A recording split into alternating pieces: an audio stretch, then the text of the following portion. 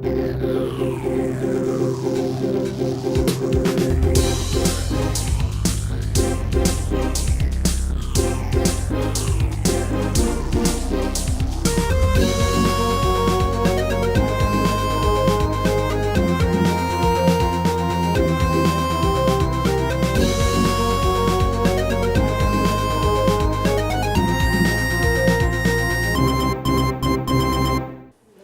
and welcome to another rousing edition of Banana Slug News. I'm Frank Nunez. And I'm Julie Zach.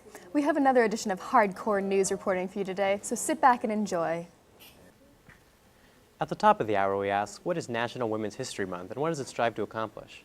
For more on the story, here's Shayna Cooper. Do we need a National Women's History Month? What is generally known about the accomplishments of women? What historical women are recognized? In the exploration of this subject, I decided to ask UCSC students what they knew about women's history in the United States. First, I asked people if they thought there should be a National Women's History Month. I think so, since I don't know much about National Women's History. Yeah, I think it's important to bring attention to all different genders, race, class, and have months for everybody. Sure, yes, because a lot of people don't know a lot of the women's rights and accomplishments. Then, the people interviewed were asked about 3 important figures in women's history. Do you know who Alice Paul is? No. I don't. In brief, Alice Paul worked for the women's suffrage movement, composed the Equal Rights Amendment, and helped form the National Women's Party.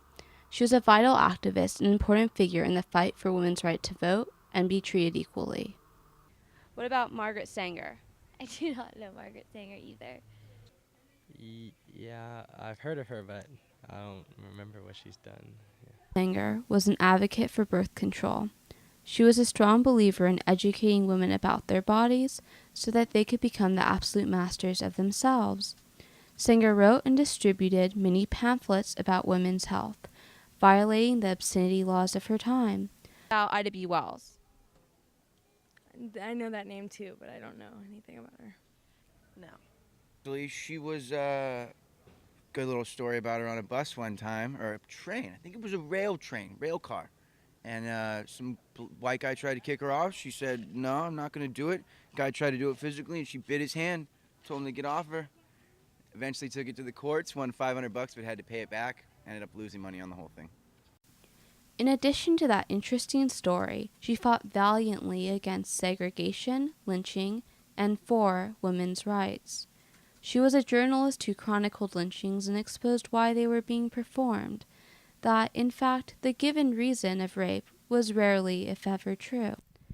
When asking about women historical figures remembered, many interesting answers came up. Well, the names Susan B. Anthony and Elizabeth Cady Stanton, they come to my mind first, but Eleanor Roosevelt comes to mind. I asked if they thought a National Women's History Month was needed again. I mean, yeah, it definitely does. I definitely think we all should learn more about women's history, especially if regular people can't come up with the names of excellent women right on the spot. The deficit of information about women versus men in history started being heavily explored in the 1970s by a group in California. The Education Task Force of the Sonoma County Commission on the Status of Women decided to instate a Women's History Week and proclaim March 8th as International Women's Day. By 1981, Congress was sponsoring National Women's Week. The response was immense, and by 1987, the National Women's History Project was petitioning Congress for the whole month of March. The National Women's History Month resolution was approved. Many women have contributed significantly to the course of history, yet for all their accomplishments, few seem able to list many names. The purpose of National Women's History Month is to bring the accomplishments of women throughout history into the general consciousness. For more information, you can visit the National Women's History Project at www.nwhp.org. Thank you, Shanna. For theater lovers out there, Shakespeare Santa Cruz has just announced its lineup for the 2007 season starting in July. They will be performing Much Ado About Nothing and The Tempest in the Shakespeare realm, and also Samuel Beckett's Endgame and John Millington Synge's Playboy of the Western World.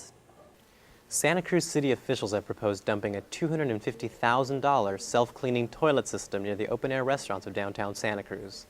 So far, the project is at a standstill as local business owners are raising a stink about the proposed toilet. Will there be a new dumping ground in the heart of downtown Santa Cruz? Only time will tell. Every year, thousands of UC students study abroad and are astounded by exotic foreign cultures and ways of life. But what about international students who come here to study?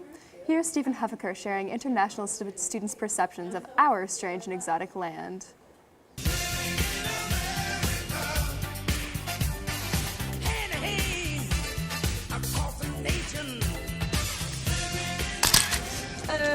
My name is Nikki van Gennep and I'm from the Netherlands. My name's Christy and I'm from Australia. Hi, my name's Niels and I'm from Germany. My name is Sarah and I'm from France. My name's Terrence and I'm from South Africa. My name is Mio Ishii and I'm from Japan. My name is Richie Jones. I'm from London. My name is Philip Stockins. I'm from Chile.